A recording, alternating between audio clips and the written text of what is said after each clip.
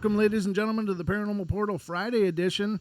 I'm your host, Brent Thomas. Thank you for being here. Thank you for being a part of the portal. It's time to rejoice. It's Friday. You made it through the week. You're at the end of the week. Enjoy the weekend. It's now begun. And have a great Easter weekend, in case I forget to say anything tomorrow night. But I've been known to forget a holiday or two, so I got to remind myself, or I have to speak when I do remember, because I don't know. I'm just not a calendar person.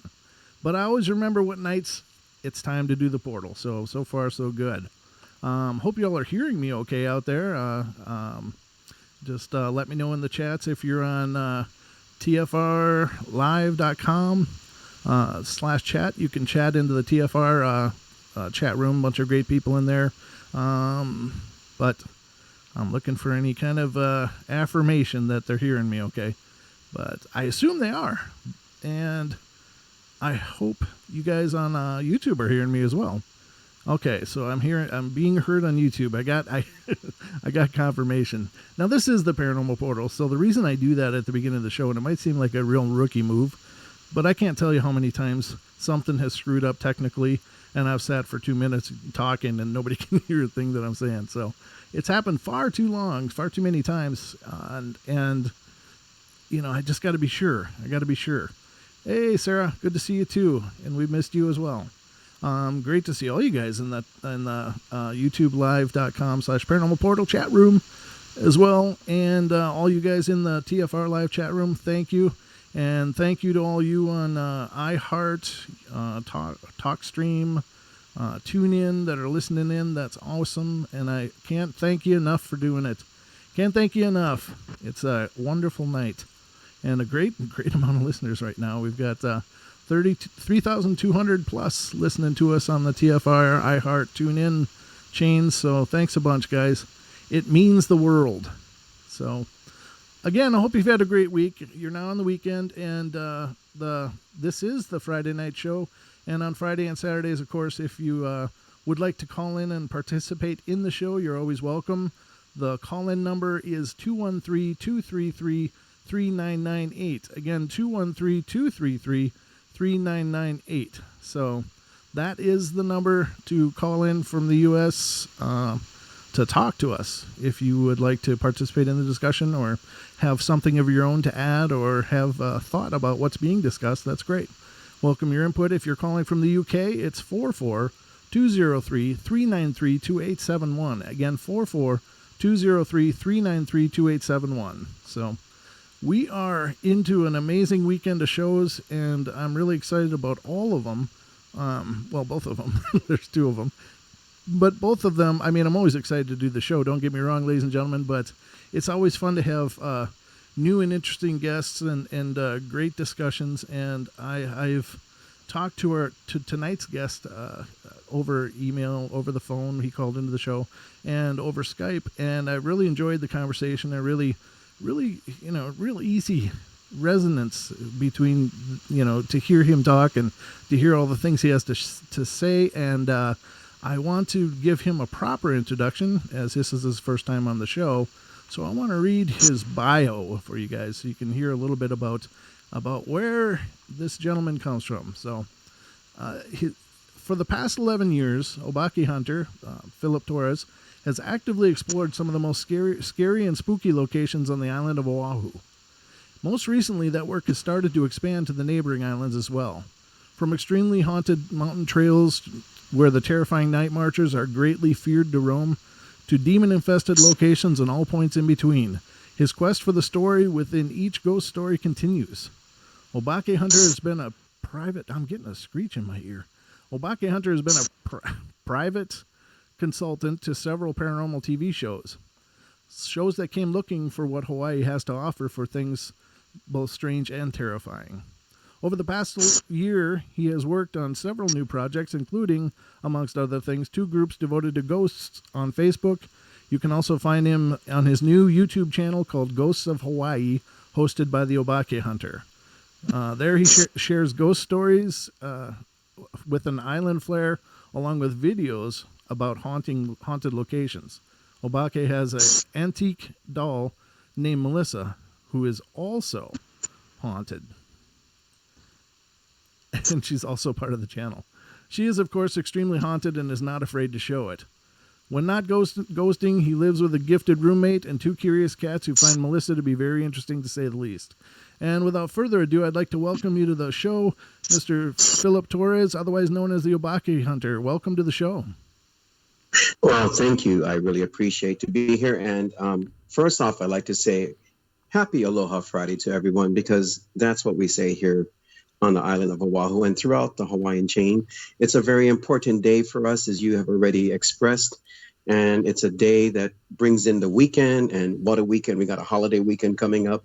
So I'm very interested to see what happens. You know, after hearing your intro, I don't know. I just feel like tomorrow I just want to go out into the dark again and see what's going on with these places that I visit. But again, thank you so much, Brent, for introducing me. Oh, yeah, and thanks for taking your time to be on the show. It's always a great pleasure to have this discussion and such a unique experience as being on the Hawaiian Islands. And it's great to have an opportunity to hear more of what's going on there. Now, I've, of course, seen some of the popular ghost shows take a quick tour through there and, call it a day. But of course you live there and you're dealing with this stuff day in and day out. And that to me is much more profound than watching some show that might come for a weekend, do some great shots and then head out, Mm-hmm. Yes. It's interesting that you say that, because what I always express to people is that, as an example, Oahu, the island that I'm on, it's a small island. And it's got a huge ghost population. The ghosts, honestly, I'm saying this because of what I've dealt with. The ghosts outnumber us easily.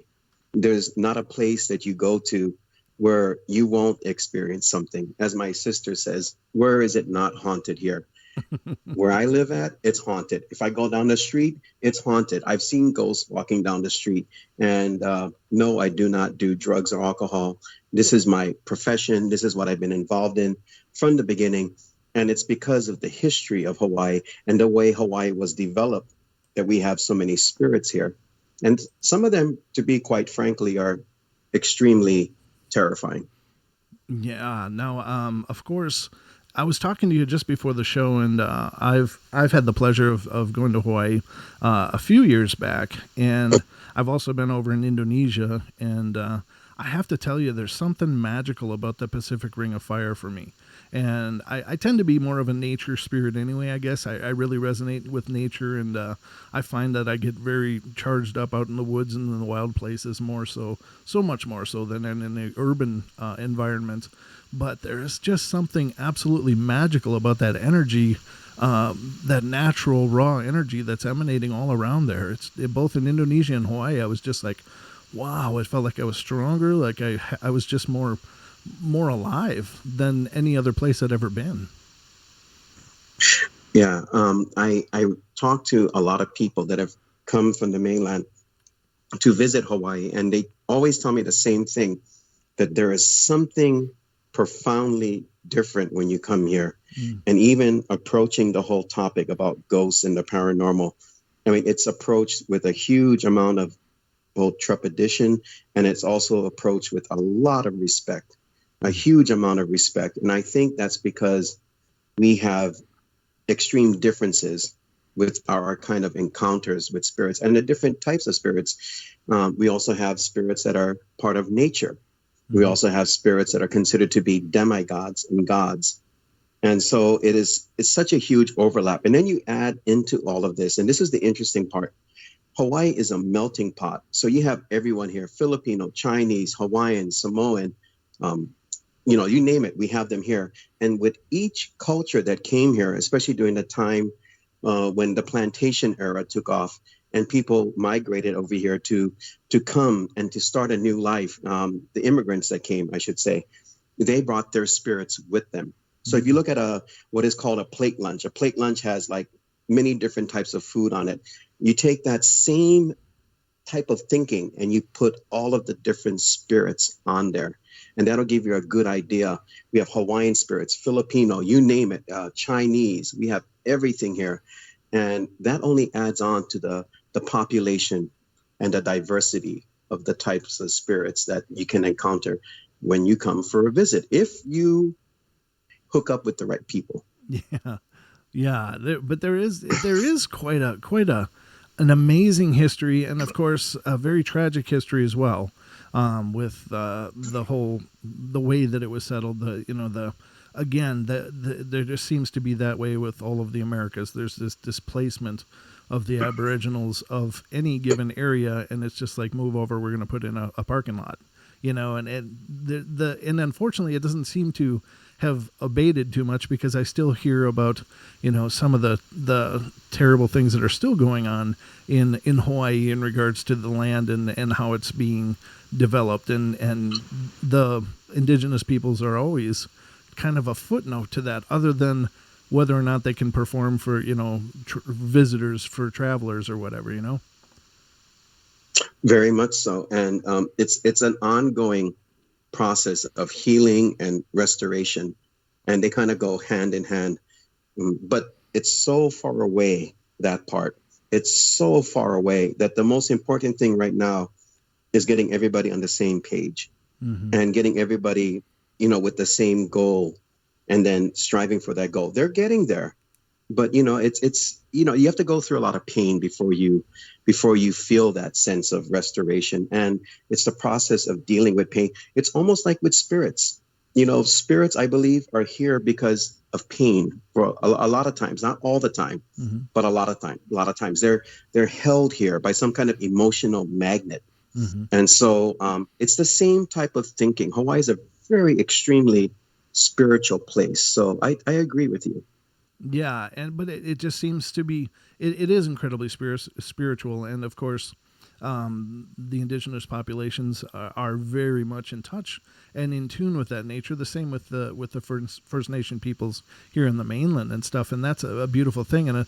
But it seems to be, and I love the beauty of what you're saying, that it's all about unity and coming together and stuff. And I agree, it really is. It's not about holding grudges, but those kind of acts and those kind of histories really seem to supercharge a paranormal environment, because there's generations and generations, and then all of a sudden it's just parking lots and shopping malls, so that's kind of my point about that, about bringing up the history. But I love where you're going with it, that it's all about unity and coming together and finding a peace and wholeness, I guess, healing for all of us. Exactly. It goes with the concept of kapu. In the old days, you had to respect the laws, the physical laws and the spiritual laws. You had to be in context with both of them. You had to connect with both of them. But kapu was very important. That there are things that you do and there are things that you don't. And when it comes to things that you don't, that is kapu. Now, unfortunately, here in Hawaii, we've broken a lot of kapu. And because we've done that, it's been like a cause and effect. And now we're experiencing the effects of it.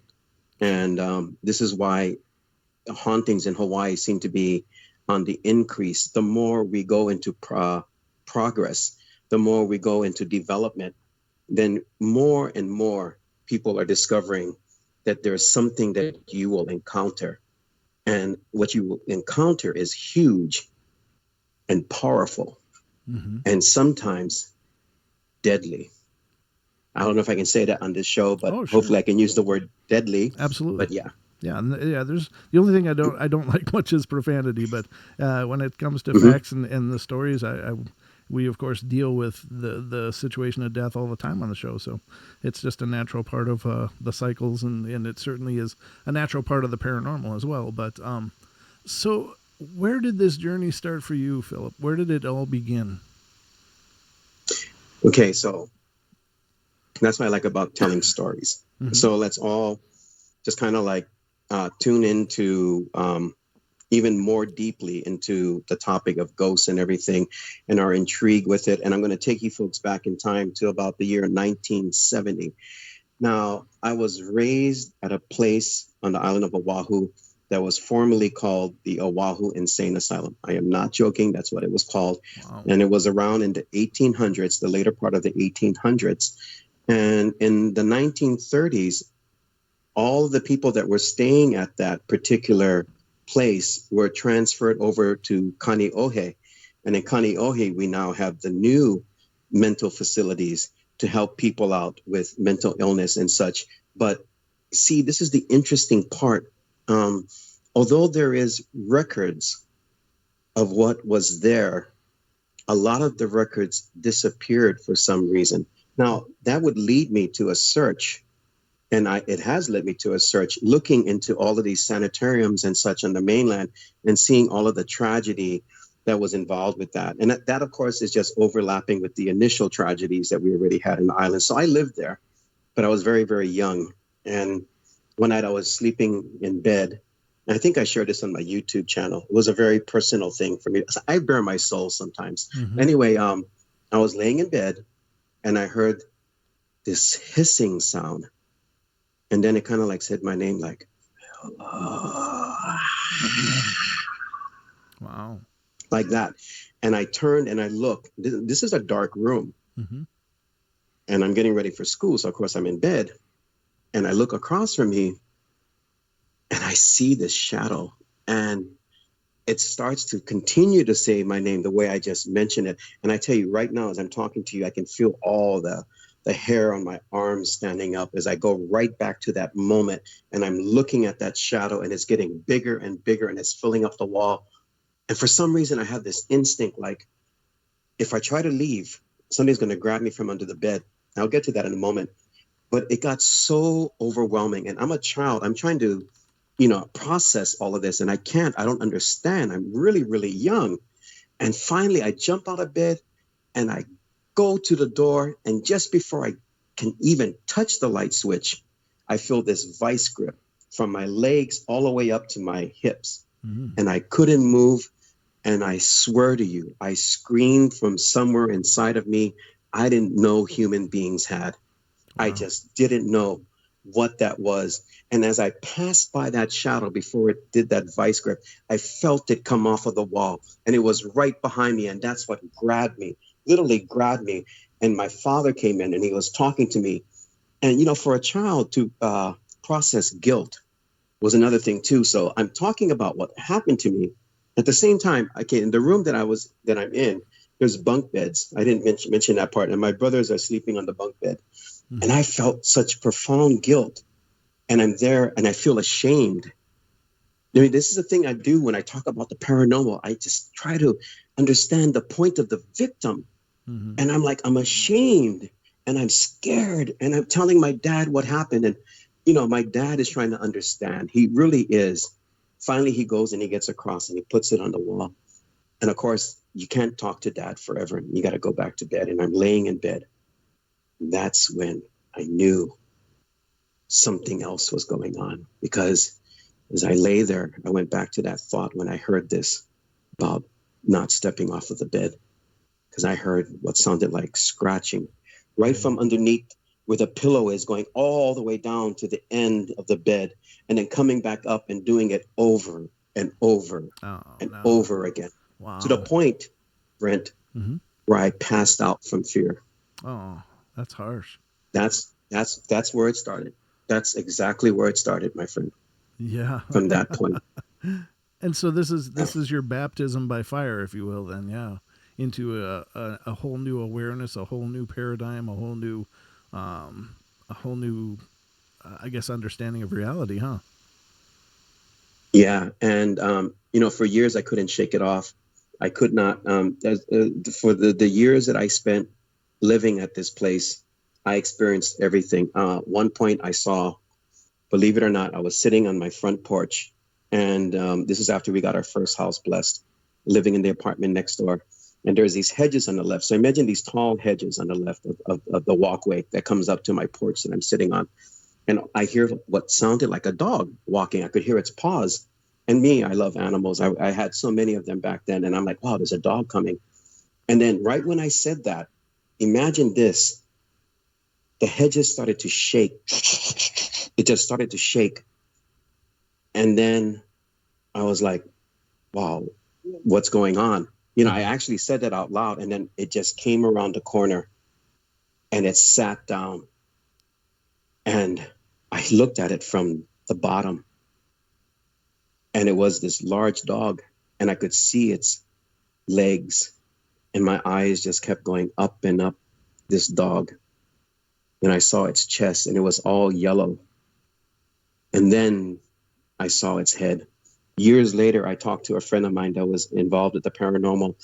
And before I could even describe its head, she leaned over while we were having dinner and she said, "Did its head look like this?" And I said, "Yes." She's from Australia.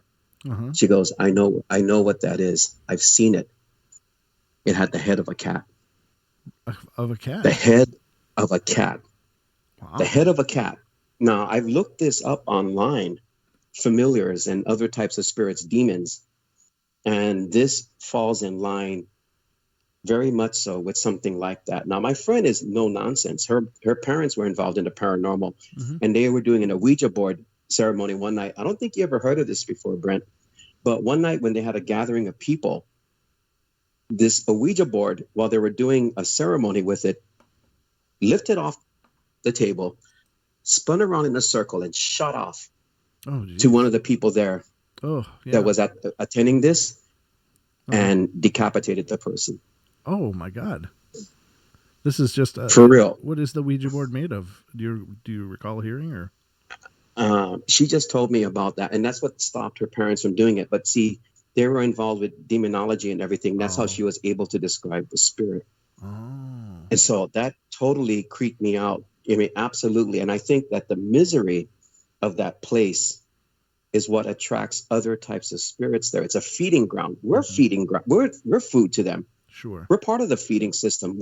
They want to feed on us. And so I had to deal with that, and I had to put that all together in my head. And it wasn't until years later that I was able to face it.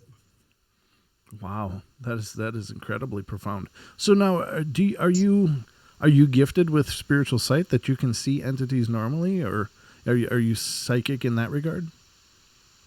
You know, I think when I was younger, definitely. Real quick, I was looking at a rattle when I was a kid. That's how far back my memory goes. I remember what a bottle tastes like, if that makes sense. Oh, sure. I was looking at this rattle when I was a kid, and there was these faces on it. And I was like, wait a minute, I remember these faces. I'm a kid now, I'm thinking this. And years later, when I reviewed that memory, I said, my God, I saw life before life was given to me. These were angels, because it looked like angelic faces. These were angels. This is the place where we are to prepare for this life. I was there. I went back. You know, when you're a child, who knows, a very young child, how far back?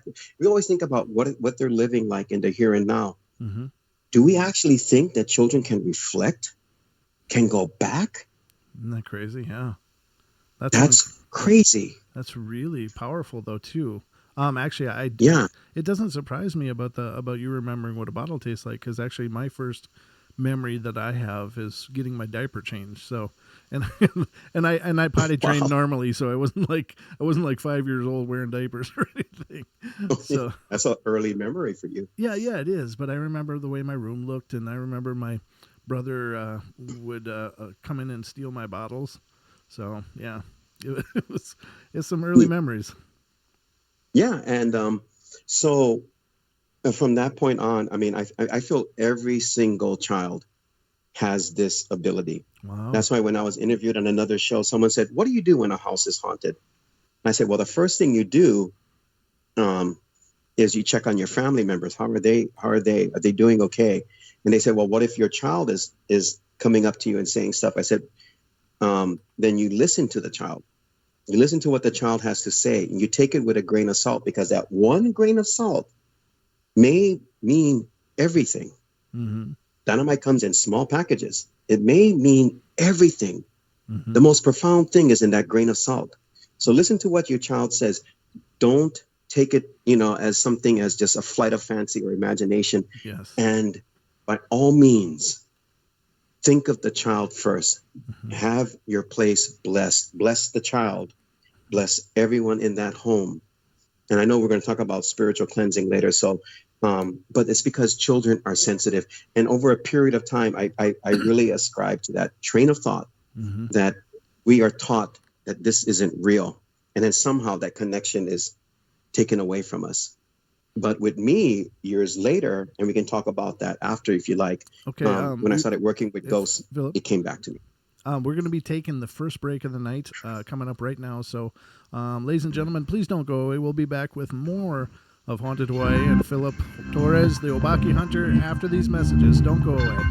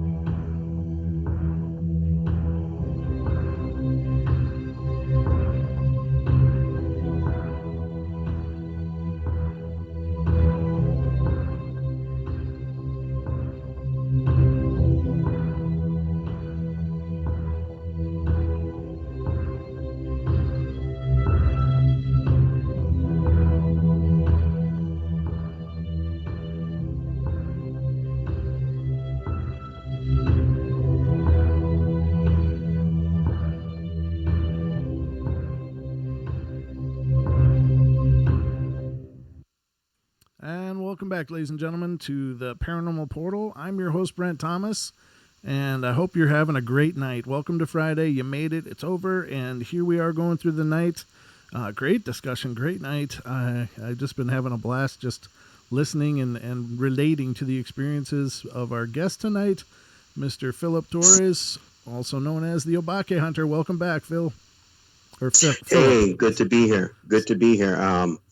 Nice to speak with people out there that really do have a very, very profound view on the paranormal overall.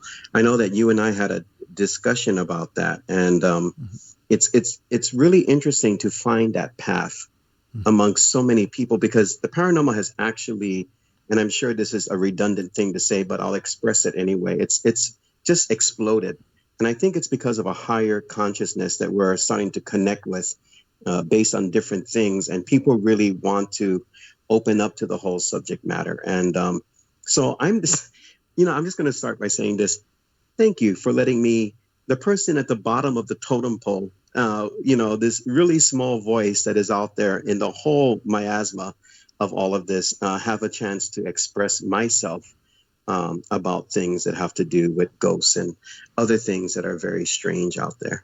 Well, you're very, very welcome. And I have to say, one of the things that I've found doing the Paranormal Portal, and one of the things that has happened, is that it's really grown into a community of people, and a lot of very profound and amazing people. And to me, I don't care if somebody has a television series or if they're just interested in it. I love talking to everybody about this, because everybody has a very profound view of it and has very profound experiences with it. And I'm absolutely enthralled by all of them. And I'm all for letting anybody come on the show, really, if they want to have a discussion or if they have something to bring and share with other people. And it's just, it's been a passion, a love, a way of life. And it's become this beautiful community of people that are, that I've met through doing it and have become close friends. And I'm thrilled that you found us and that, you made the call that night on the show. And I was thrilled to talk to you, and I'm thrilled to have you on tonight. So thank you for being here. I appreciate that. Big shout out to Lady Death out there, because she was on my YouTube channel. If you don't mind, just for a moment, I just wanted to address that, because I'm sure people will want to take a peek at it. Now, if you go to my YouTube channel, just to let you know, I've only been on for, I don't know, maybe 2 months or so. And it's a very raw, very organic landscape right now for me. I am finding my stride with it. And luckily enough for me, and I know we'll talk about it later, I've had some, body of work to reflect on. So in this raw, organic state that my channel is in right now, if you go there and you look, you're going to see me go into the same living room, because we just moved to a new apartment and we haven't really furnished it yet or anything. Mm-hmm. And you're going to see me going to the same dolls and talking to them. But as time goes on, what you're going to really, I'm asking people to look at is the nuances. Look at the small little things that happen, the changes that happen. Look at what happened, like in one particular video, our beautiful cats react to the dolls, but they're not afraid of the dolls. Mm-hmm. They're not afraid of them. The dolls that I have, they're not afraid, and so that was interesting. And so that's one little page, right? One little page in this book that I'm starting to illustrate. And then now, the last couple of videos that I go out into the parlor, because these dolls make noise, and people have said, well, why haven't you captured them making noise? It's because, well, I can't videotape 24 hours a day. And a couple nights ago, my wall shook and I was too scared to pick up my camera or anything, because I'm like, wow, that sounds like an earthquake. And it was like 3 shakes of the wall. Wow. And I went out there and I videotaped, and now you're seeing energy come out of these dolls. So it's this gradual change that is going on that really fascinates me. So you're going to see snippets of my life. You're going to see me going to haunted locations. I'll let you know what those places are like. You're going to hear ghost stories. I'm going to add as much as I can to that channel. But just to let people know, it's raw, it's organic, and it will eventually become something more and more as time goes on. Just to let people know before they go and take a peek. But hopefully they'll like it. Oh That's the yeah. whole thing, you know. I Yeah. was over on your channel earlier today and watching several of your videos, and I like your approach. I like when you're on that one corner of that road and you're doing the shot of the jungle there, and it was absolutely beautiful. But it's such a tragic past, unfortunately. But it's just that power and that majesty, and you translate it really well. I like your delivery. I like the way that you address it. You're not all sensational. There's so many people doing the paranormal that are like, and then they get all dramatic, and they get all I don't know, they just put on this persona, and you're just down to earth. It's like having a talk with a friend, and that's what I like about your delivery. It doesn't have to be sensationalized. The paranormal is sensational all by itself. It doesn't have to be Halloween every day of the year. Oh no, that makes sense, and that's interesting that you bring that up because, and I hate saying this, but I guess I should be honest in every facet of the paranormal. There are people, even here, I'm not going to mention names. Um, some of them approach it from a different place. That's what I'm going to say, a different place. Mm-hmm. And I've always said to myself, if you're going to approach it, go in it, putting everything off to the side, clear the table. Don't go in it saying brand name this, brand name that. I'm this or I'm that. Mm-hmm. Just be honest with it, because I believe if you're honest with the paranormal, you're going to get a good response. Honestly, that's what I really believe. You won't get the best response because you're going to get scared when you're out there. 11 years of being scared. But at the same time, if you go there with a bad approach, expect something to follow you home. Expect something. I tell people this all the time. I said, you don't understand what I've learned, and I'm sharing with everyone, is that when the paranormal affects you, everyone's thinking an apparition is going to show up in my home. Excuse me. An apparition is going to show up in my home, or a cup's going to fly off the shelf. No, they'll find different ways to interfere with your life. These very negative spirits will make your life a living what. So I tell people, be pono. Pono is a word for like making things right. Oh. Be pono with the paranormal. Be very, very, in that state of mind. Be very aware where you're at.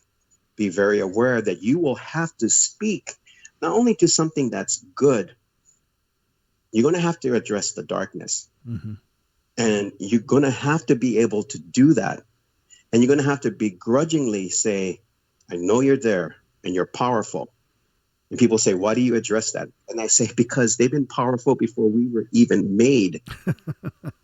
That's why. Yeah. They don't care if you think that or not. They know it, So Sure. It's all with the approach. So yeah, that's how I look at it. But yeah, what you said, I kind of agree with you. It can be like that, and that's why I'm this little voice, Brent. This little voice, Well, I suppose we're all little voices, really, but when we sing together, we're a choir, right?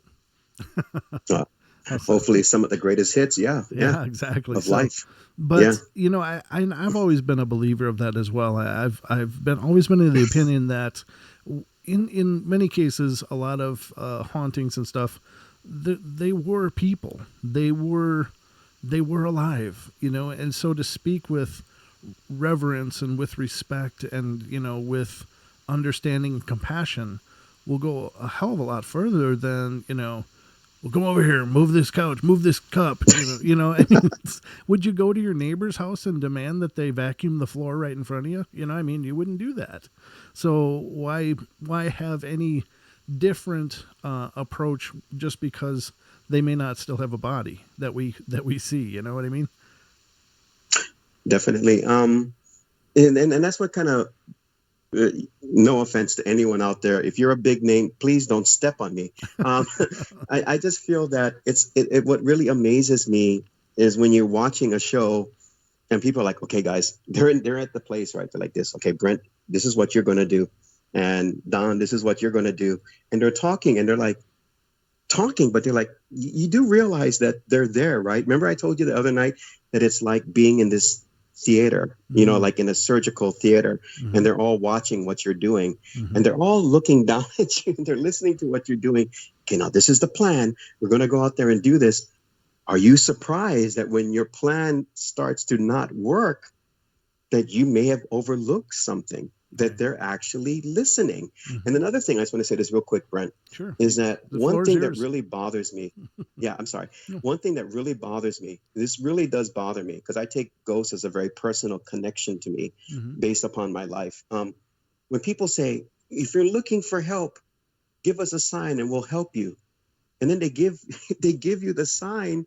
And guess what? It's a take. It's a wrap. Okay, guys, let's go on to the next place. And the ghost is there going, you wait until the next person shows up. I'm going to take it out on those guys, and that kind of stuff bothers me. What is your input on that? Well, I think that any investigation should include a sensitive or psychic or somebody that can offer assistance.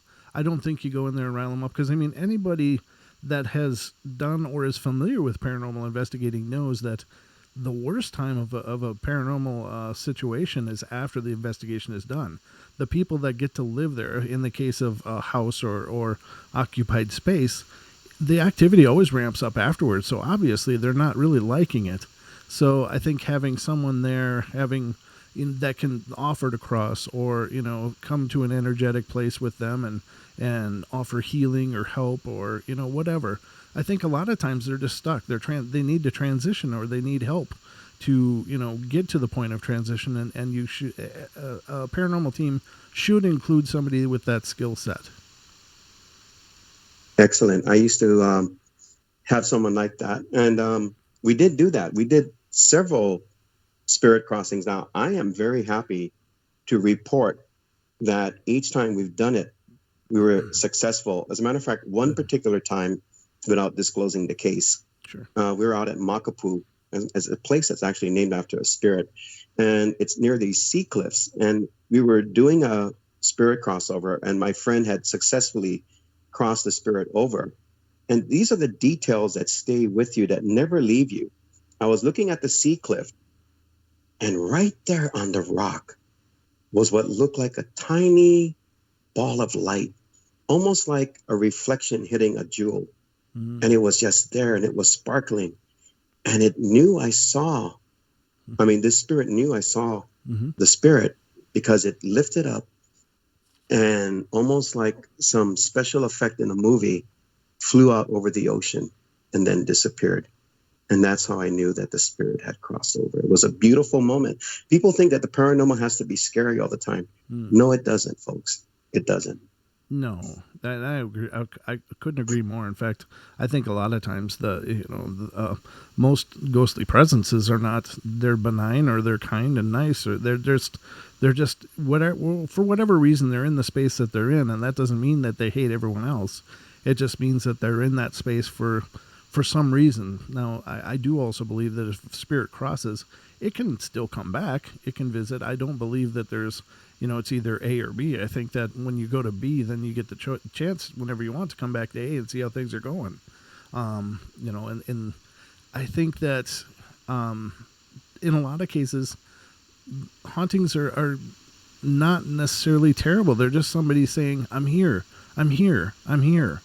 And to acknowledge that presence, to have a dialogue with that presence, and if it's a place you live, to come to an understanding with your, look, I'm happy to share the space with you if you are kind, loving, nice, protective, and you don't move my underwear, or whatever, whatever the case may be, that you can set out a reasonable criteria and live peacefully along with the paranormal as well. It doesn't always have to be, it's trying to possess you, it's trying to take you over. And in fact, that's one big gripe that I have, is that every time somebody hears of something paranormal happen, they jump to, is it demonic? Is it demonic? Is it demonic? And I know there are demons out there. I know that there are these dark entities out there, but they're not everywhere. They're not, I think that, sometimes they're just angry. They're angry people spirits, that just are sick of putting up with somebody's garbage, and maybe they're lashing out for whatever reason. So, and even then, it doesn't mean it's a negative haunt. It's just, they're just tired of whatever's going on. No, I mean that absolutely is true, and I've been trying to um, get a better message out there to people. Now, do I have all the details to the message? No. Do I have an outline? Yeah. Are we all able to, even with the people that are out in your chat room Hmm. or anyone else out there, do you have a contribution to it? Yes, because this is what I believe as far as spiritual design goes. Each individual, there is one huge message out there when it comes to the paranormal. We all see a small portion of it. But Hmm. together, when we start putting it, what do you see, Brent? What does that person see in the chat room? When we start to put these images together, then we begin to see a little bit more. Now, to be honest with you, do I think that we'll get to see all of it? No. Hmm. I believe that there is spiritual law. Spiritual law exists. On that side, their laws are more enhanced. They're much more vivid, and they have so much more impact, and they're Hmm. much more powerful. Hmm. And that is why we call it the veil.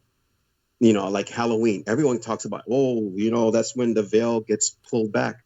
Sure, it does. But is it a lot? No, we always get a glimpse. The most powerful psychics, and I respect psychics because I've worked with some very powerful ones, Hmm. and I respect them. They can see, a psychic sees a little bit more, but we don't see everything. We Sure. don't. Look at NDEs, right? Hmm. Look at NDEs. I'm sure you're fascinated by NDEs. When Oh, people go to absolutely. the other side, they see a glimpse of it. They say, I see like some forms of people that I know. There's this positive energy of love and everything else, but you get a glimpse. They send you back. Hmm. You're not ready. Right. You're not spiritually ready. Yeah. What's your view on that? Well, I think you're right. I think that it's there probably is some kind of criteria, or there's there's a different kind of physics involved. You know, in that case where it's not what we understand, but maybe there's more limitations or less limitations, just different limitations. I don't know if there's a governing body kind of thing, that kind of thing. I don't know if there's like a handbook kind of thing that they have to abide by, but I think that it's just a whole different mechanic of existence, and it probably requires an awful lot, and so therefore they're not the circus ponies. They aren't going to just jump through the hoop every time.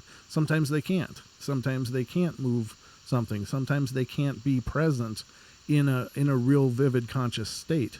I don't know. It's something that I think that, for me, the jury's still out. I don't know what it is, and I'm not saying that there isn't rules.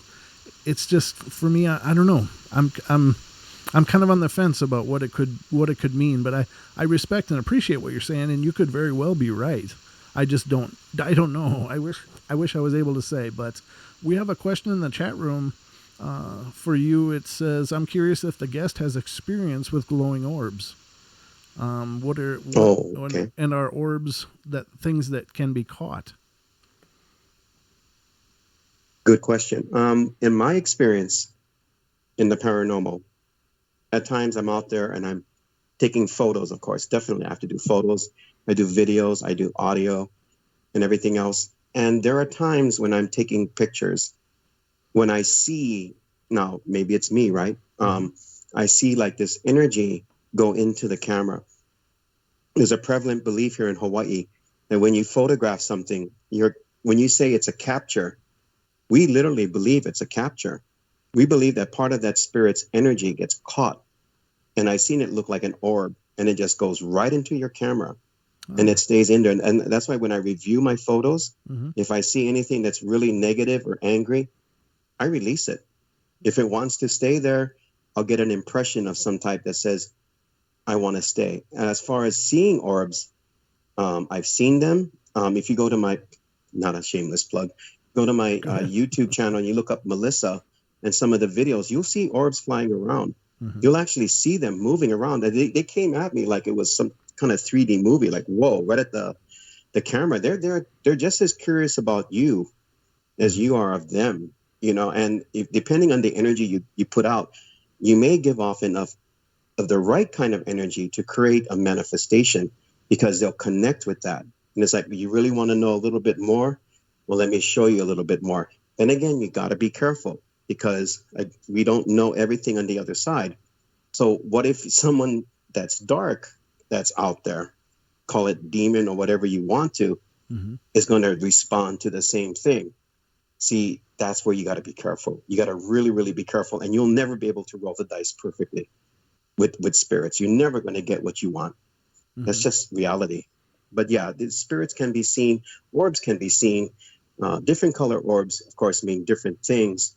One time I took a picture of an orb. It looked like the planet Saturn. It had all these different colors. I'm like, well, I guess you have different energy, you know? That's very powerful. But I've seen them. Yeah. It is. And I'm curious about the colors. That to me is very intriguing. I was thinking that as you were talking, and then you ended up addressing it a little bit. But yeah, what do you happen to know what the colors mean, or do you have a reference for that? You know, I kind of follow it, but then again, I say to myself, okay, if psychics are the ones that have determined this, I lean more towards it. But then again, I look for stuff like origin of, you know, like the colors of orbs and everything else, and I get different variables. That's why the internet works for you and against you. It's the magic 8-ball, right? I mean, you're going to get an answer, but then you might get 100,000 answers. So how do you kind of sift through all of that? It's all your instinct, your intuition that draws you in. And I have yet to find something that I connect with that tells me just as much as you said, like, and I agree with you. It's like, is there a spiritual law or not? I'm not sure. So, but I do have impressions when I go out. I'll tell you that much. Oh, sure. And sometimes it's like, okay, something negative happens and you capture an orange or a red orb. I'm like, okay, that kind of matches up.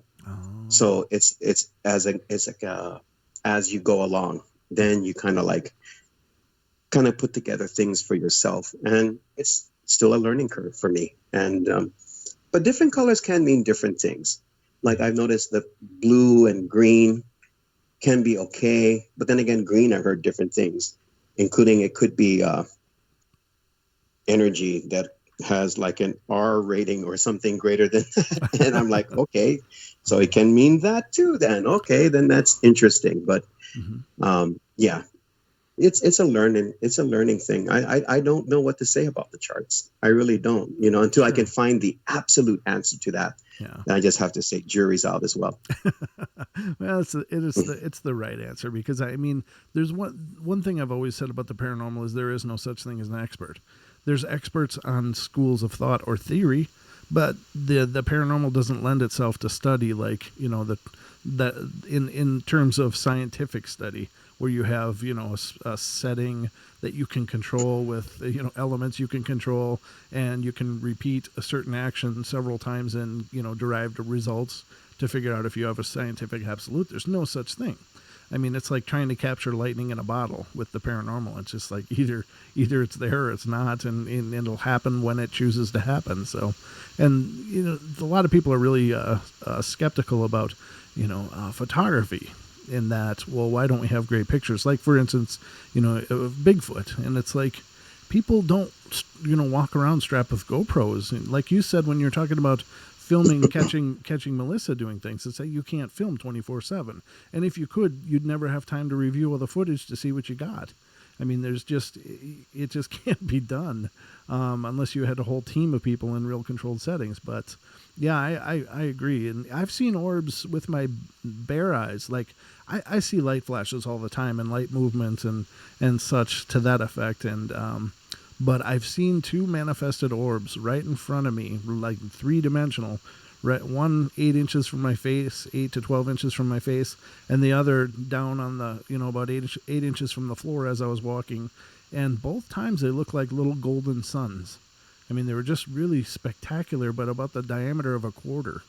It was really, really wild. So I'm not sure what that meant. Maybe it's my guides. Maybe it's a guardian angel. Maybe it's a loved one. You know, I don't know what it means necessarily, but I've seen them.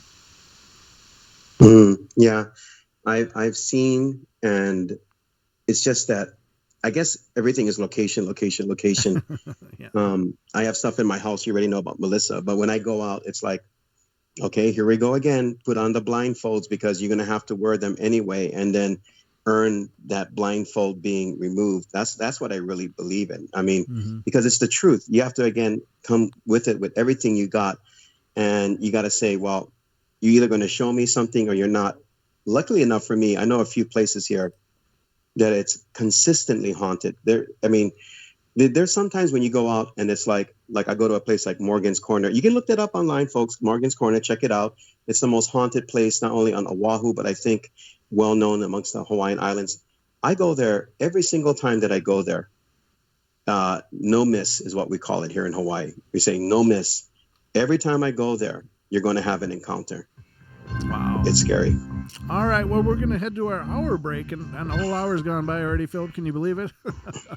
So, ladies and gentlemen, don't go away. We'll be back for the second hour of the show in just a few minutes.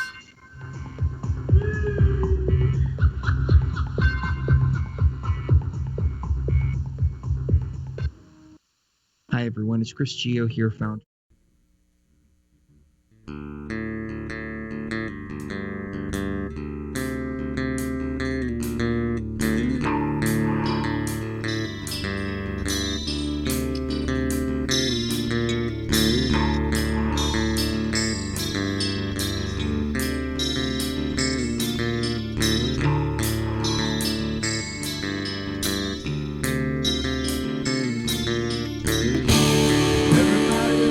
Play their games. Everybody loves to place their bets.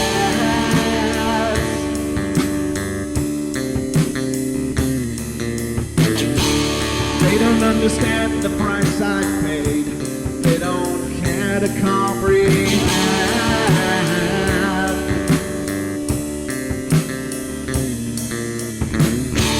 Trace their lines upon my body, ripping scars across my heart.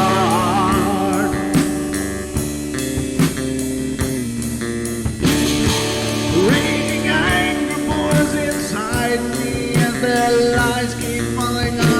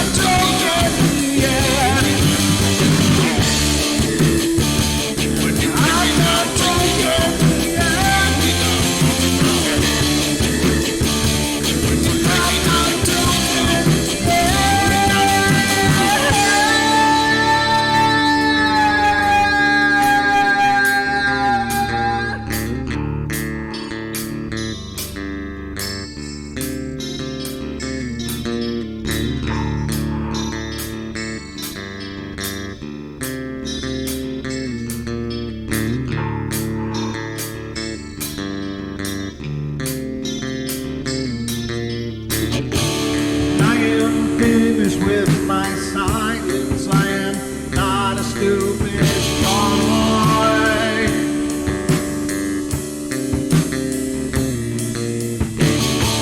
No more breaking me with kindness, just you dance upon my joy.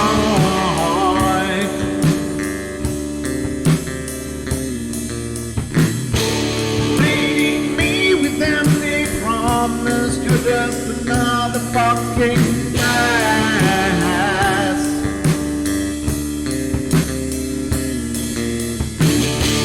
Taking off the slice of my sanity, just make sure that you're well fed.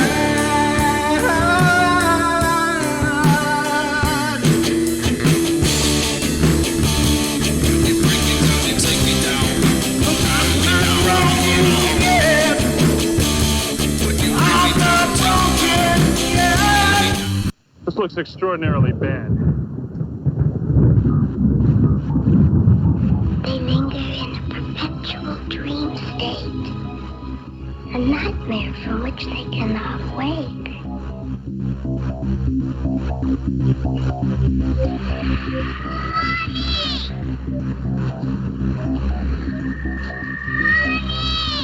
I can't see you, Mommy. Where are you?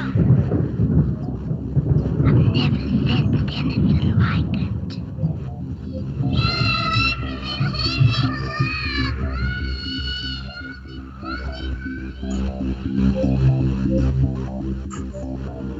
Carol Ann is not like those she's with.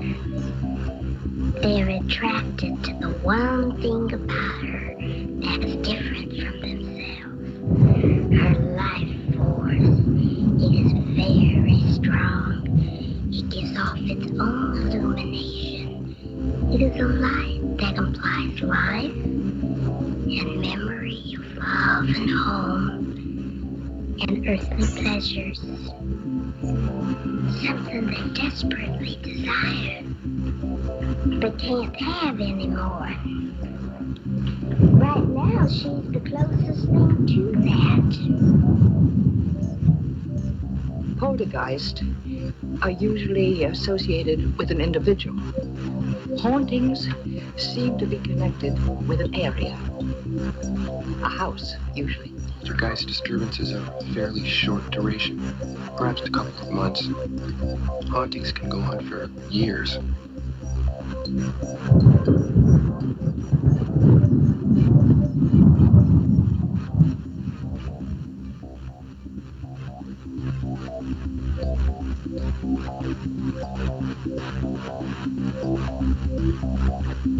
Welcome back, ladies and gentlemen, to the second hour of the Paranormal Portal.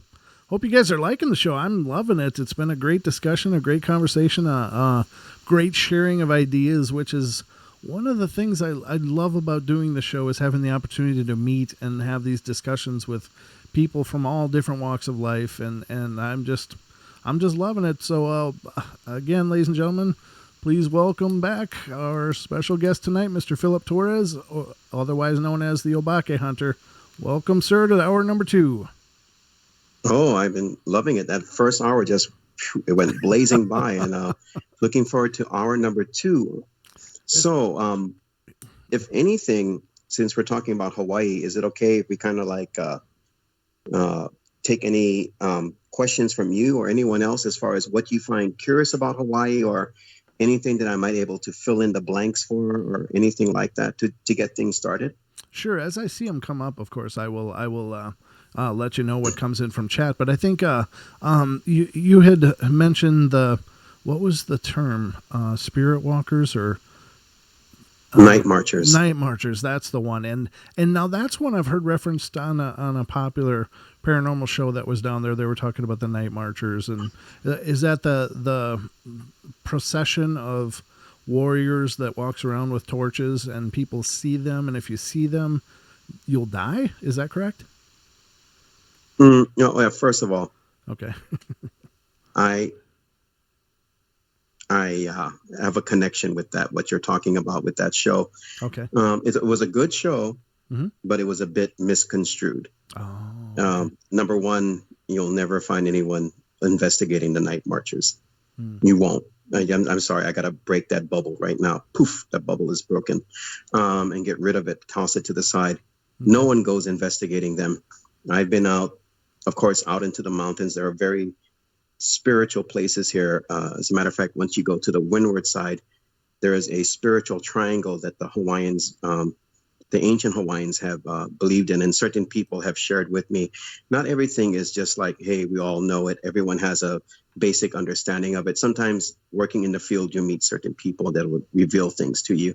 But as far as the night marchers go, they are extremely terrifying. As far as run-ins with the night marchers, for myself, I came close. As far as the reality of night marchers, I told a story that I have to tell again on my YouTube channel, a very true life account that it was so heartbreaking. By the time I was done telling the story the first time, I was literally in tears crying. Because I when I tell stories, I end up getting into my stories. Mm-hmm. I can't just recite them. It has to come from somewhere inside of me. And we have good places inside of us, and we have places that aren't so great, like where that scream came from. But they are to be feared. And, you know, sometimes like I remember, I think the first time I did a story on them, I told people, well, this is what you got to do. OK, if you hear the conch shells, if you hear the pahu, the drums, this is what you're supposed to do. And I tell people this, and I say, go look on Google, because I don't want you thinking I'm weird, but you're supposed to take off all of your clothes. And that's for real. And you're supposed to lay down with your eyes closed. Don't move at all. and just let the procession pass you by. There is one particular spirit in each procession that is like someone that is like the person that is the scout. He'll go out and he'll make sure, or he or she will make sure that there is nobody in front of us. There's no people. There's no one living, and they're just scouting the path. And they'll see you and they'll say, while there's somebody there, they'll go back and they'll talk to the procession. Now, there's 3 different types of processions. As far as I know, there's the ones for the demigods. And when they march, every torch usually has a different color. I think the demigods are red. So when you see the torches in the mountains, you'll always see them from a distance, if you're lucky. And when they come down the mountain, usually there's a storm that will show up, and it'll just clear a path. I mean, trees, you name it. I mean, that's how terrifying spirits are here in Hawaii. They'll take a tree and they'll just toss it off to the side like it's a matchstick. Wow. And they'll clear a path for the demigods to walk. Then you have the ali'i. And then you have, from what I hear and understand, the commoners. But then again, sometimes there's an interesting intercession with that as well. I mean, an intersection with that. But in all cases, you're supposed to stay completely still. And they'll usually say shame when they see you. And they'll continue to walk. Now, if you can't undress and lay down with your eyes closed, and honestly, don't even breathe when they walk by, because they can and will kill you. Then, because there's someone there that'll say make, which means die. If you hear make, it's over. Roll the credits. You're done. Wow. They'll find your body on the trail. And my dad knows of people that were thrown off the trail that were sleeping. They must have looked like they were dead or something. And the spirits just literally lifted them up and just threw them off the trail. Yeah, these are powerful, terrifying spirits. If you survive that, that's a good thing. But you got to be careful, because spirits move faster than we can. Yeah. So by the time you hear them, you just have to drop to your knees or on the ground and just lay there. And at that point, you're just crossing your fingers inside of your mind, hoping that they will let you go. Wow. But just don't move, don't breathe, don't think, go blank.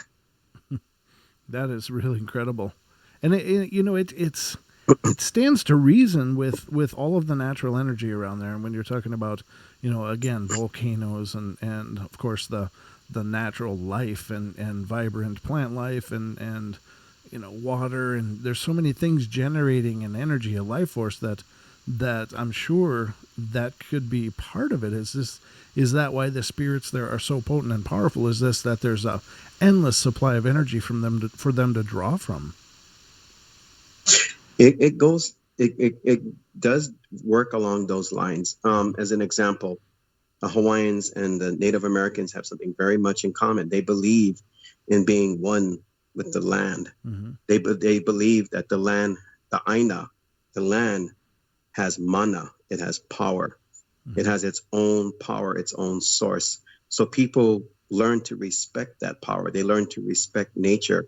They learn to work with nature instead of against nature. And things were a lot better and simpler back then, of course, because of that. Now, go back to the concept of kapu. Now, if you start to go to places and you start building, like say H3, which we have here on the island of Oahu, it was a huge, huge thing, because as they were building through Halawa Valley, they were knocking over heiaus, which are very sacred places. You don't do that. Mm-hmm. And other places that have iwi, which is bones. I did a story about that. I have to reboot it. You don't disturb bones, because bones have a sort of essence of life to them. Part of the person that was alive, their energy is imbued into the bones. So in the old days, the Hawaiians used to bury their people at night, very secretive, because if someone were to find your bones, then they can use ana on you. Mm. And ana is black magic. Sure. So you become an instrument of destruction. Your spirit, Brent, if you were a Hawaiian, your spirit is no longer yours. You're going to be used for the concept, and not even a concept, of reality behind that concept of pure evil. Yeah. And so you do not the kapu, do not disturb, because that energy starts to become part of the landscape itself, not only with the mana, but also with the people. They infuse and come together. And it's a terrifying, terrifying reality. To this very day, H3 is extremely haunted. If you go there at night, you'll see cars, but not a lot of cars.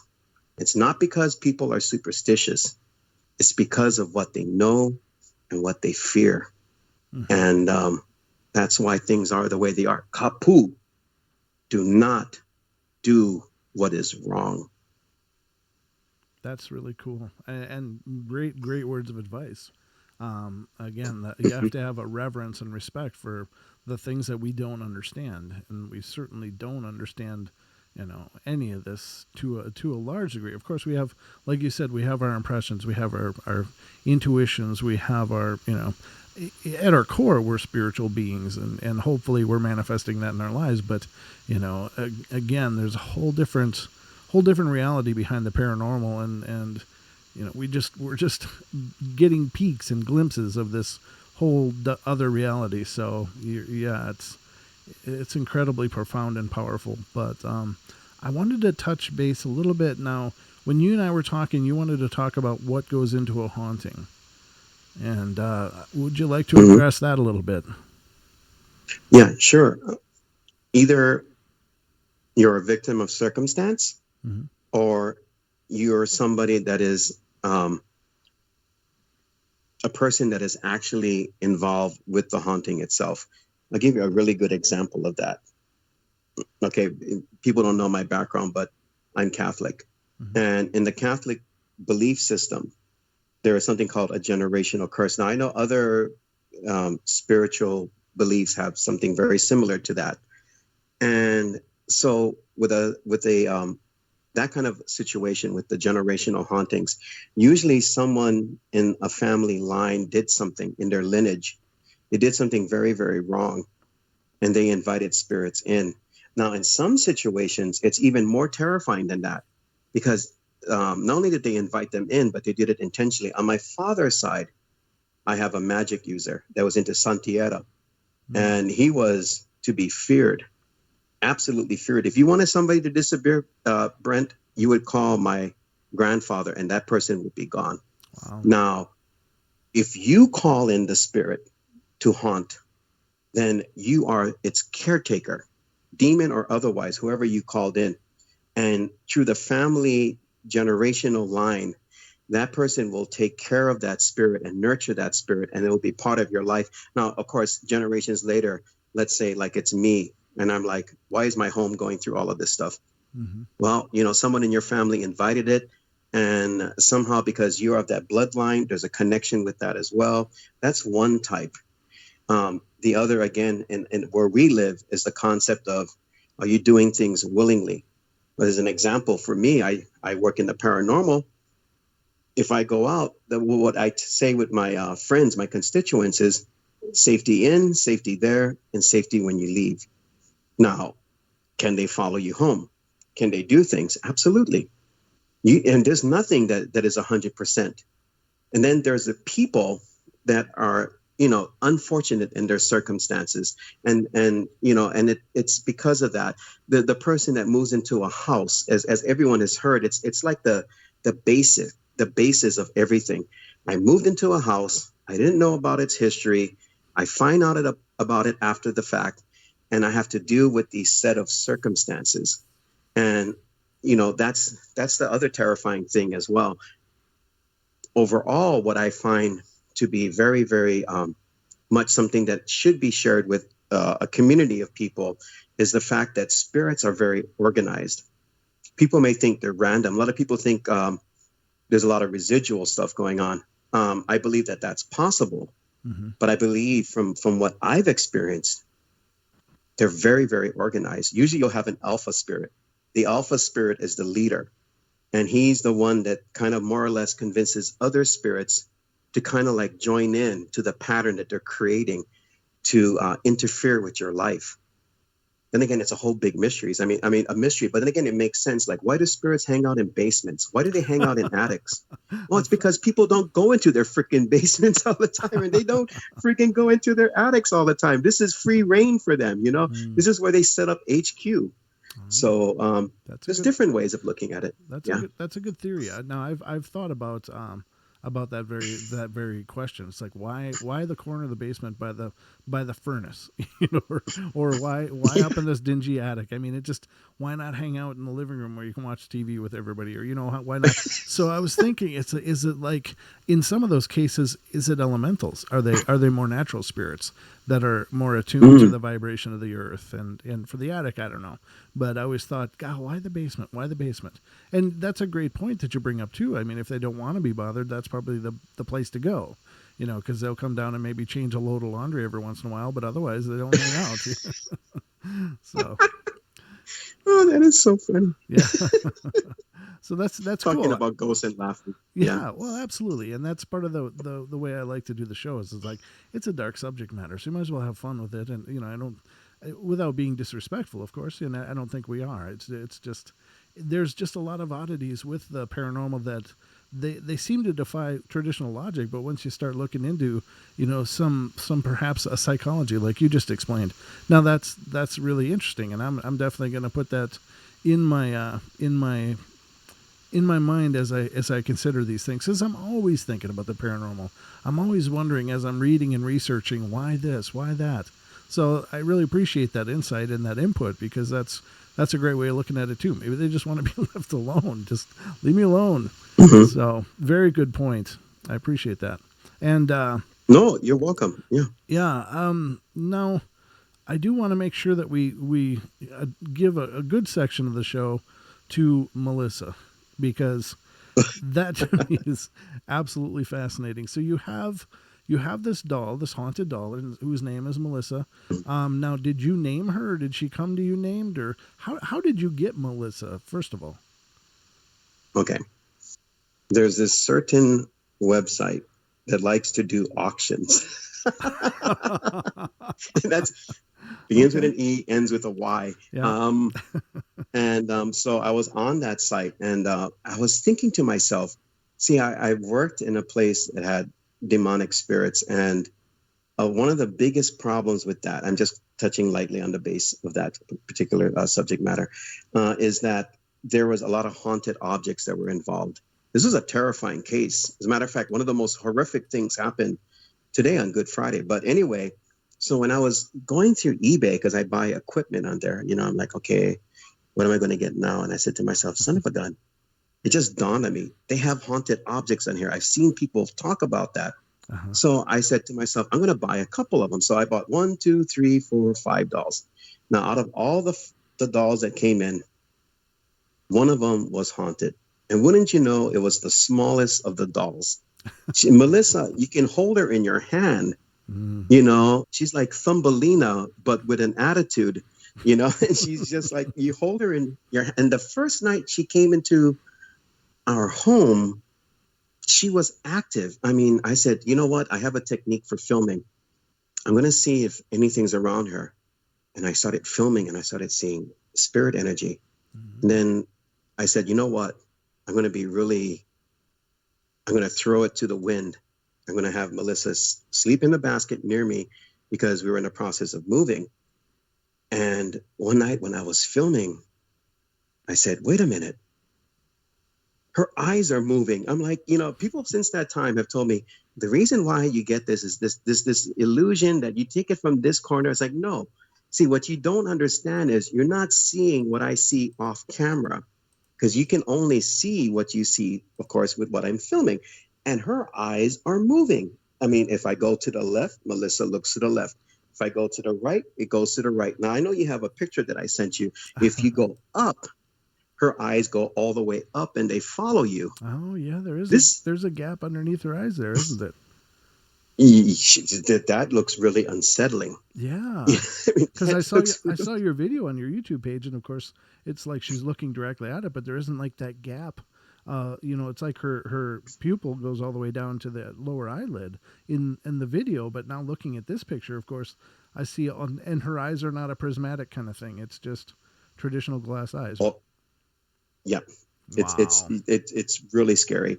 And she also, ladies and gentlemen, that picture is on the screen. If you're looking at youtube.com/paranormal portal, you will see it. I'm going to put a copy in the TFR live as well, but keep going, sir. I'm going to put this up for them. No problem. And so, speaking of the place that I got it from, so each doll that you look at, right? Not that I endorse this in any, I won't say, hey, take up a haunted hobby, see what happens. But I read what the seller says. And this person said, we really need to get this doll out of the house. Moving around, making noise, causing havoc. And I'm like, well, you sound like the doll for me. I'll just purchase you. And I did. And son of a gun, I hear giggles. I mean, she was on my bed in a basket, okay? Uh-huh. And I hear giggles, and I'm looking. It's like 4 a.m. I'm like, I guess now is the time to film. And then when we moved to this new place, I usually have her out at night in the living room. And you can hear, like, the first night we put her out there, it sounded like all the pots and pans just hit the floor. And I jumped out of bed and I ran out there, and I'm like, son of a gun, it's Melissa. She's playing with me, she's doing things, she's taking it to the next level. And so it's been an evolution since then of doing this. Now, people ask me, why haunted dolls? Don't you realize you're putting yourself in a direct line of spiritual fire? And I'm like, I realize that. But then again, see, there are people, they acquire haunted objects or a doll, not intentionally, and they have to deal with the circumstance. It's the age-old story. What happens when you throw away the Ouija board and it shows back in your house? How do you deal with that situation?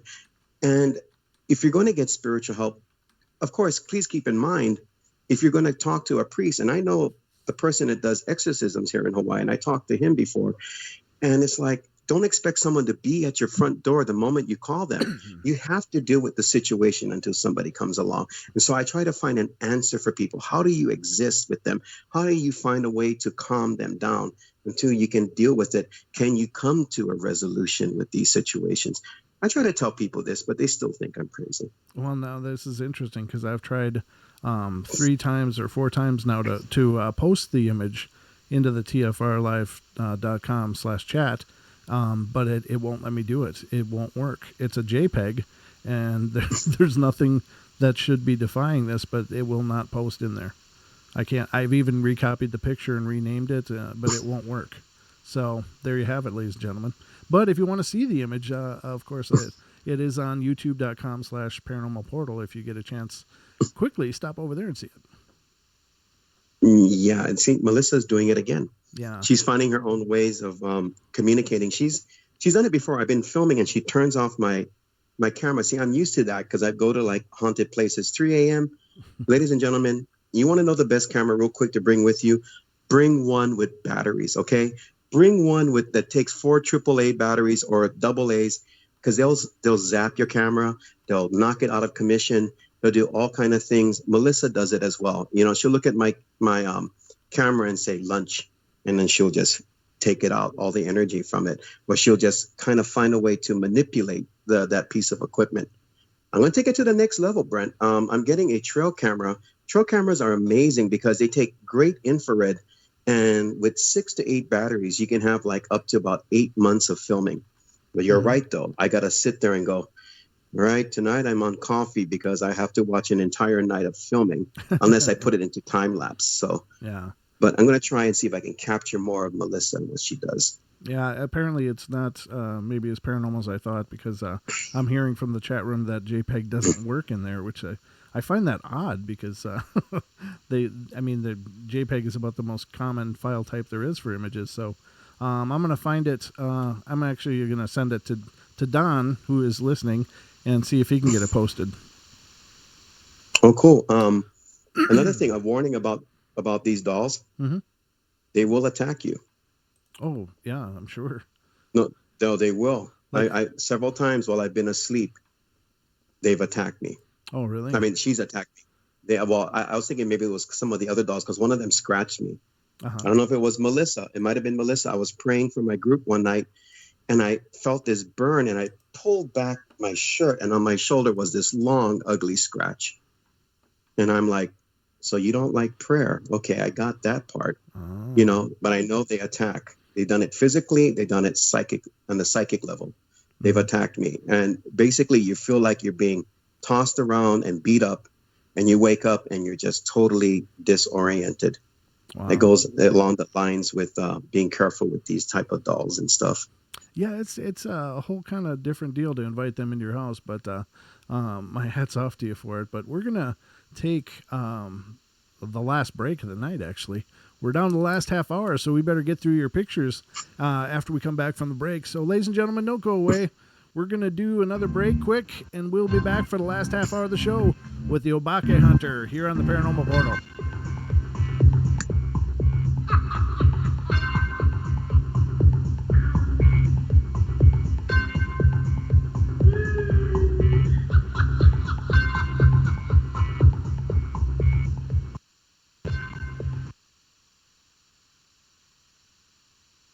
Hey, we know you're out there. We see you listening to our shows, and we know you want to be part of it. You have a business and you want brand recognition. You love our shows and the lineup because we don't censor our hosts, and you learn perspectives from all walks of life. We also know that you can't wait to hear the next broadcast. Everyone feels good when they hear their own name on the radio. It is time for you to contact tfrlivemarketing@gmail.com. Our station serves a demographic that you want to do business with. So why don't you join other growing businesses by advertising with Truth Frequency Radio?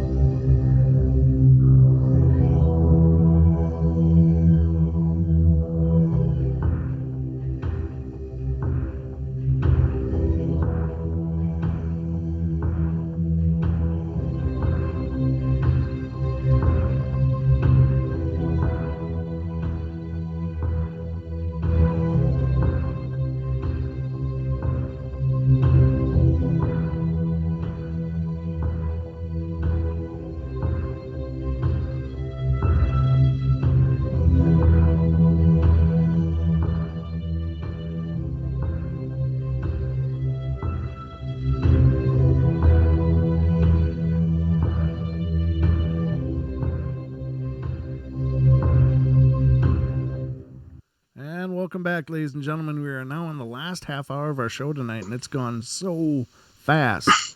Can you believe it? I mean, can you believe it, Philip, is how fast it's gone? It felt like I only did an hour, I think. That's what I'm saying. It feels like. The portal is a time anomaly, brother. I'm telling you. That is crazy. Well, hopefully we can do something in the future again. Who knows? Oh, absolutely. I always love having people back. It's this isn't a one-shot deal for you, brother. You can come back on for sure. I'd love to continue the dialogue because, I mean, there's so much to discuss. There's so much we haven't had time to discuss and won't have time to discuss. So we'll definitely renew your invite for another episode in the future. But I do get a question from the chat room.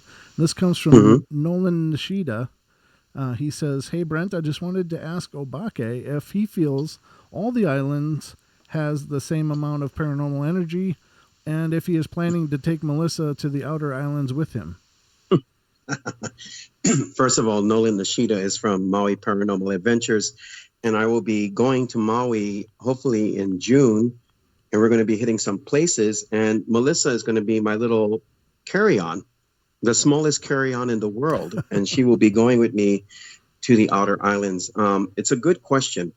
Now, I've been to the Big Island, and I've investigated it, excuse me, and it's very, very haunted. No question. The volcano, anyone wants to know about the volcano, go there after 10 o'clock at night. Not only is it free, but also active. You can feel Pele around there. Actually, maybe on a future show, I'll tell you about my encounter with Pele. Oh, absolutely. Because that did happen. It happened. Unfortunately, but it did happen.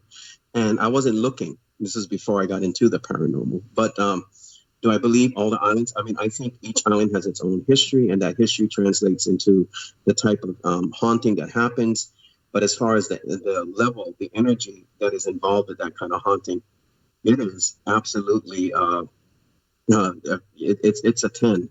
From 1 to 10, maybe an 11 or even 20, depending on where you go and what is happening at that time. As an example, the Battle of Kamehameha for the island of Oahu takes place in April, and that's the biggest battle of the Hawaiian history that we have, as far as we know, for recorded history. Now, before that, who knows? But for recorded history, that's the biggest battle. That happened in April.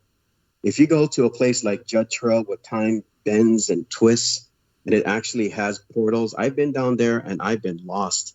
I don't even know how to leave the place. I'm lucky I'm here talking to you. Wow. And, not saying, well, Brent, I've been at Judd Trail for the last 10 years. But no, I mean, I actually was able to get out of those places. So the type of situations can actually translate into the type of haunting and the type of intensity. I believe all the islands have that, and that has to do with a definite connection with the culture and where it's been and where it's going. All of that comes together, it fuses. Right. Yeah, I it would seem to make sense because, I mean, they're all interconnected, and under all that, I'm sure they're all connected to the same volcanic system.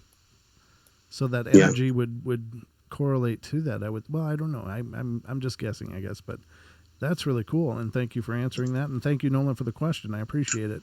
And I'm sorry to those of you in the chat if you have asked questions and I missed them. It's sometimes hard to do this all alone, but we do have a phone call, so I want to get to the phone call if you don't mind. And this is area code 808. You are on the air. Hello, caller? Oh, we lost it. We lost the call, unfortunately. I do apologize. I don't know. I hope they weren't sitting there a long time.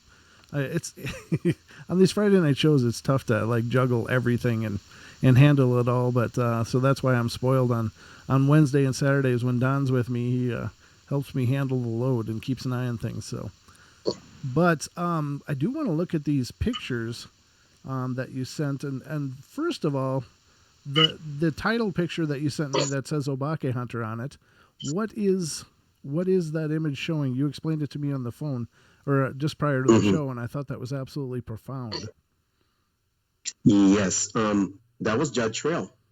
Now, before going any further with that, disclaimer, do not emulate do not go, as far as being curious, just accept the story for what it is and let the people that are doing it. We're not saying we're pros, but we've been out there for a while. So that was Judd Trail. That was my very first ghost tour. I will do ghost tours, but it's not something that I do all the time. There are people out there that do this for a living, and they deserve to make that living doing that. So, I do not try to go into their space. But when I do them occasionally, I'll do them for people. Well, I'll do it like maybe Halloween. And I was there for my very first one at Judd Trail. Someone was behind me. And as we were walking down, if you can see this dark trail that's going down to a waterfall, and down there are like pohakus, which are rocks that have spirits in them. We can do a whole show on pohakus, trust me. And we're walking down there, and a friend is behind me taking photographs and occasionally capturing orbs.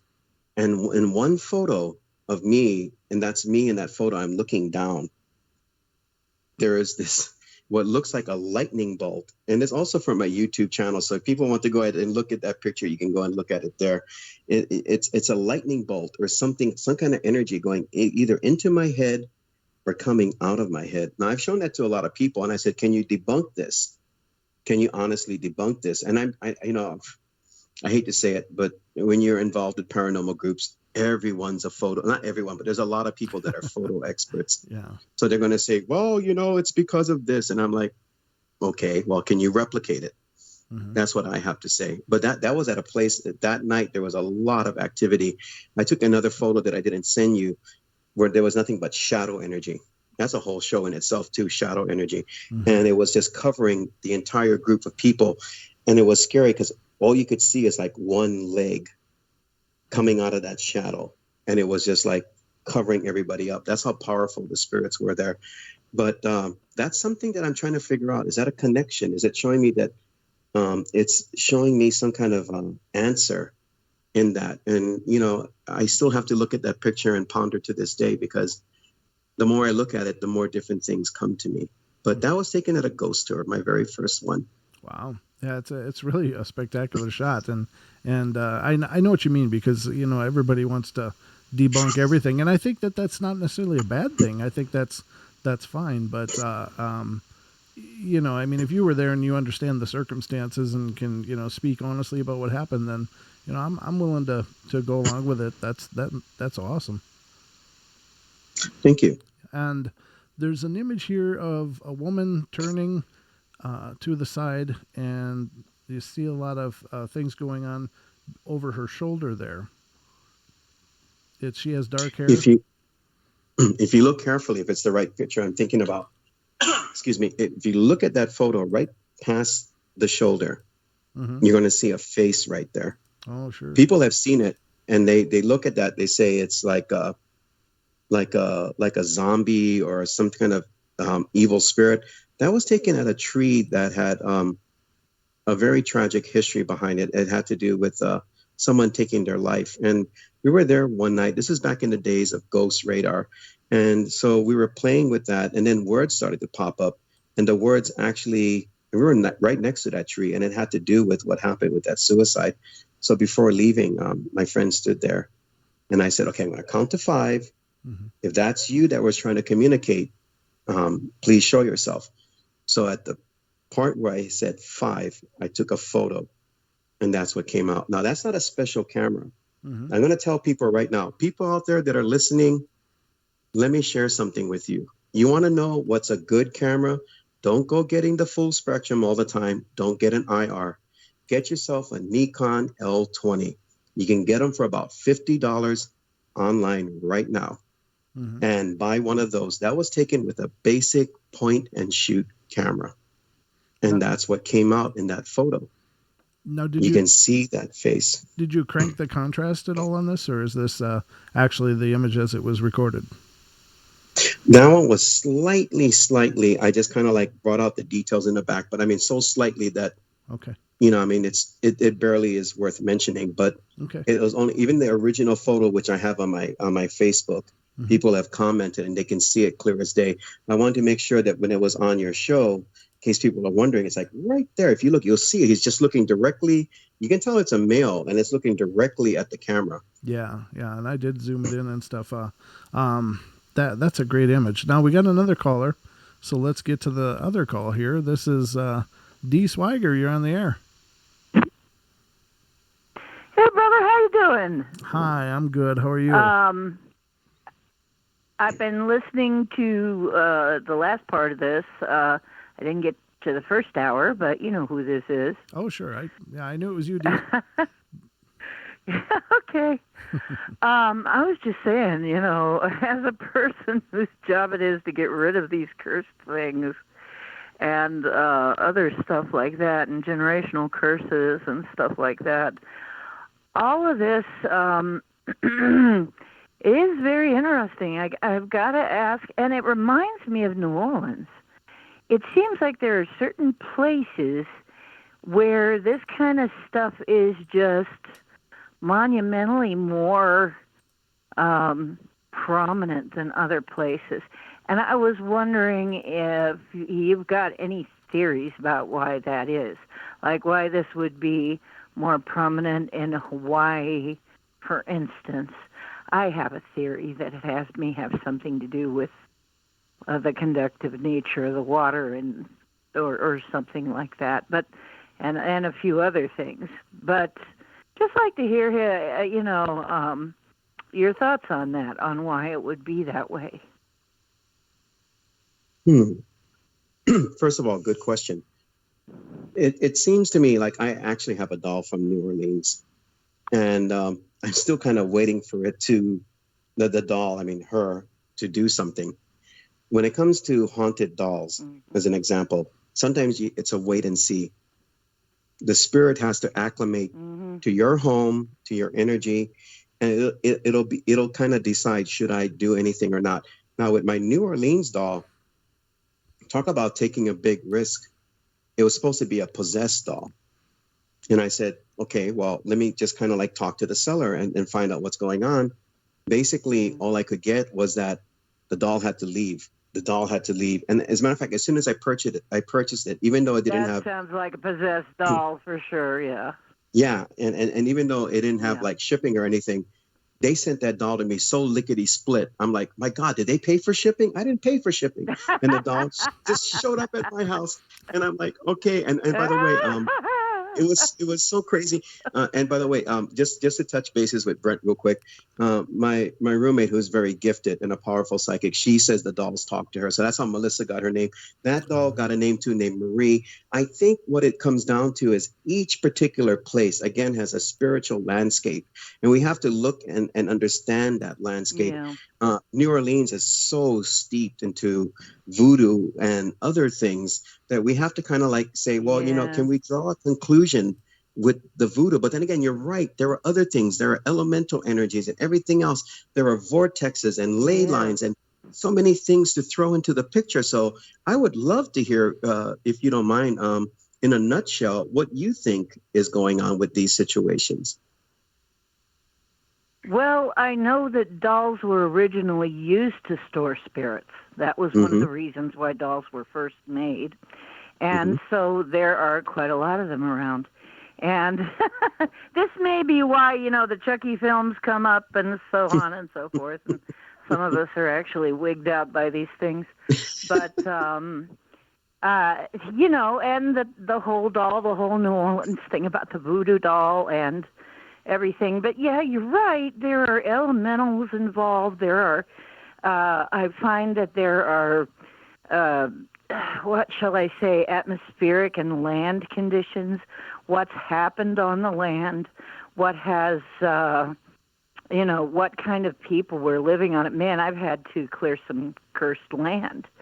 And it seems like water is involved in this, though, as a conductive element for some reason.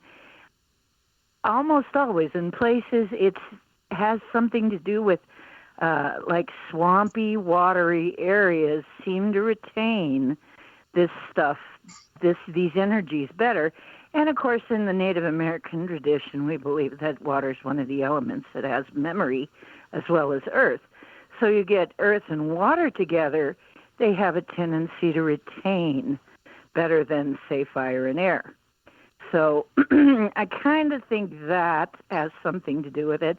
And also, like you said, the kind of people that, if it's a very oldly settled area that's been settled for a long time, then it's got probably a way longer history of people trying to do stuff, trying to affect their environment this way. So I think that's part of it. I'm not sure I know everything. I don't know everything about this subject either. I just know what I've encountered, in my travels. Excellent. And thank you so much for your call, Dee. I appreciate hearing from you. Yeah, thanks. Well, it's a very interesting subject. Very interesting subject. Aloha. Well, aloha. Take care. I hope to hear from you again if I come back and do You too. a sequel. You too, brother. Yeah. Bye-bye. All right. Take care. Bye-bye. Have a good night. That's wonderful. I always love it when people call in. I'm sorry I missed that call earlier, too. Is 808 from Hawaii? Is that an area code? Yeah. A big shout out to, if you don't mind me. No, please. Excuse me. Real quick here. Ghosts of Hawaii, hosted by Obake Hunter. To all my members that are there on Facebook, Ghosts of Hawaii, hosted by Obake Hunter.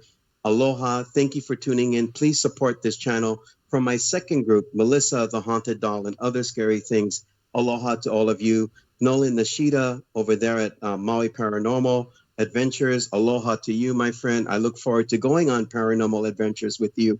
They're all linked together, and we all work to strive to come, with a better conclusion and answer through stories and experiences and evidence. And that's kind of like what my YouTube channel represents. Again, by the way, if you're joining in on the last hour, it's an organic, raw landscape, again, using that phrase, and it's going to be developing. So imagine that there is just all this potential there, and I'm slowly building with that. And again, it has to do with the work. I call it the work. And we'll come about with a much more huge and much more refined product as time goes on. But join me for the journey, just like you would join this show. Join Brent as he just takes it one day at a time, and he just builds with what he has and the guests that show up, because that's how things get really interesting, is when we are all on the same page. We just got to figure out what the book is. So we gotta figure out. We're on the same page. We're just not sure what we're reading yet. Yeah, we're not sure what we're reading. So yeah, sorry, but yeah, go on. We got photos, right? So I've posted another one in both chats, and this is the one with you can see the cars parked in the background, but it's these wisps of light in the black area in the screen, and it's really, really very profound. These are pretty incredible energy movements. I think that's Kapiolani Park. It kind of looks like smoke, right, or something. Yeah, it's just real, like little, I don't know, little tendrils. Wisps. Yeah, exactly, tendrils. Yep. In the original photo, that's Kapiolani Park. Now, Kapiolani Park, Waikiki, everyone knows Waikiki. It's the tourist destination to come to visit Oahu, and the overall just the biggest place to go and visit. Now, Kapiolani Park is just layered with many different types of history. There was, of course, battles there, a military camp. There was horse races, you name it. There was also a very famous heiau in the very back of Kapiolani Park that was later changed to a school. You can imagine how haunted that school is, because they tore down a heiau and put up a school there. But I was there one night, and I was doing photos again with the L20. And if you looked at the original photo, you would see like a tendril, like moving like a snake through the grass. And then it comes up into the air. I almost felt like a snake charmer. I was like, oh my God. That thing just showed up.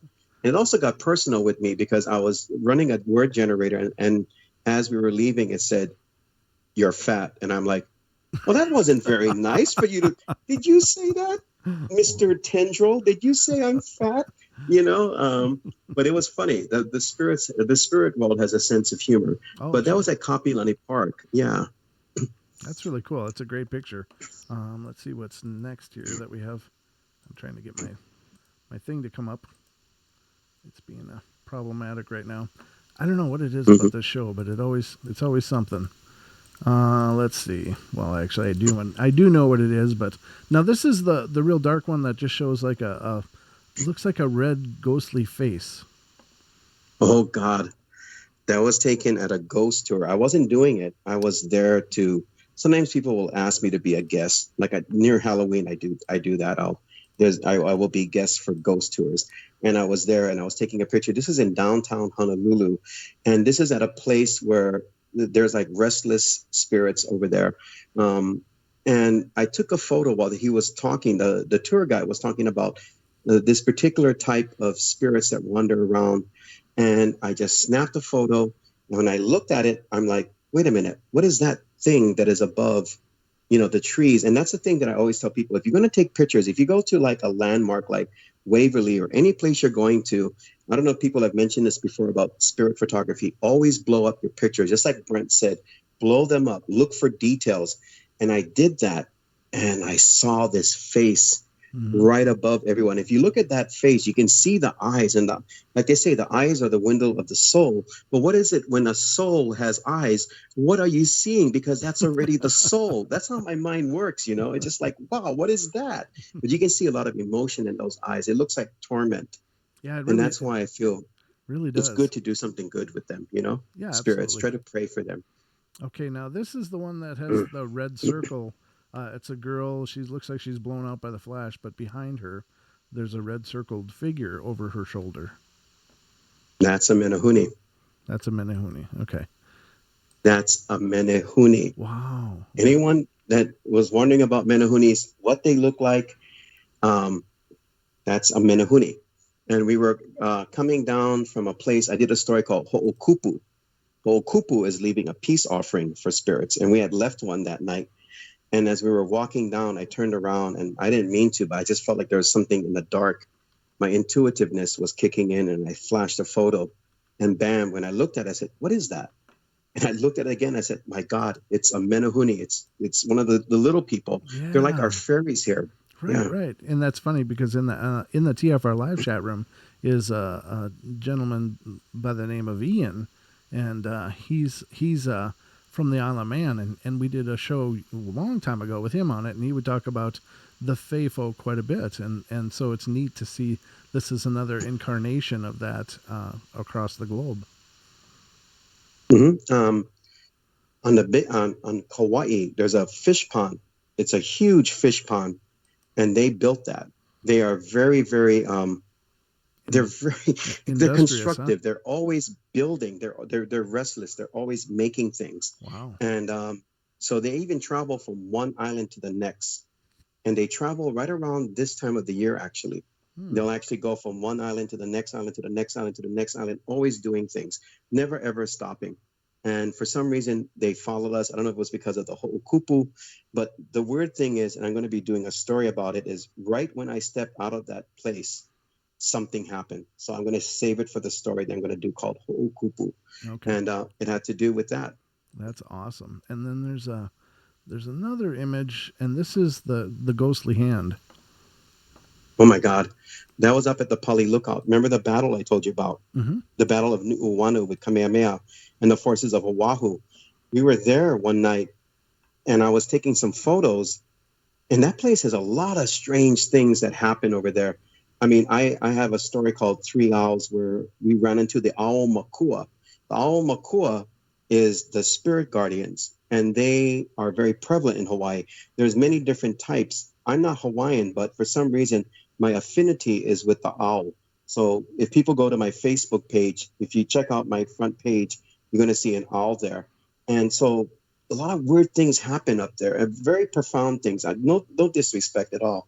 And so one night I was taking a picture of one of my friends that's a sensitive, and that picture came out looking like a hand touching another person's hand. And what's really interesting about that is when we were leaving, there was a straggler that was kind of like hanging back from the rest of the tour. Mm-hmm. And he kind of like pulled me over. He said, can you get the tour guide? And I said, okay. So I rushed over, I bring the tour guide over, and I'm with him. And I go, well, what's up? And he says, oh, somebody was touching me with their hand, and they said, wait.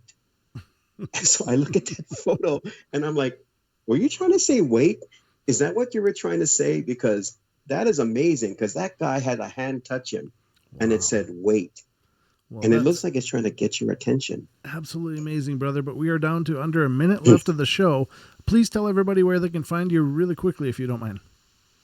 Well, real quickly, you can find me on Facebook, Obake Hunter. You can look me up there. You'll find me under one that says Polly Lookout, Pali. You can find me also at my two groups again, Ghosts of Hawaii, hosted by Obake Hunter. If you want to go there, you want to join in on what's going on and see how everything develops, go there. Go to Melissa the Haunted Doll and other scary things. I also have my own show. It's interactive on Facebook Live. It's called Total Dark, where we examine all aspects of the paranormal. This week's show is Your House Haunted. And of course, YouTube, Ghosts of Hawaii, hosted by Obake Hunter. Check it all out. Okay. And thank you again, Brent. Anytime, brother. And thank you all for being here. Please stick around if you're on TFR Live for Jimmy Jean and Into the Microcosm. Love you all, and we'll see you tomorrow night with Duncan Campbell and Don Longbeard. Have a great night, everybody. Hi, everyone. It's Chris Gio here, founder of Truth Frequency Radio. It is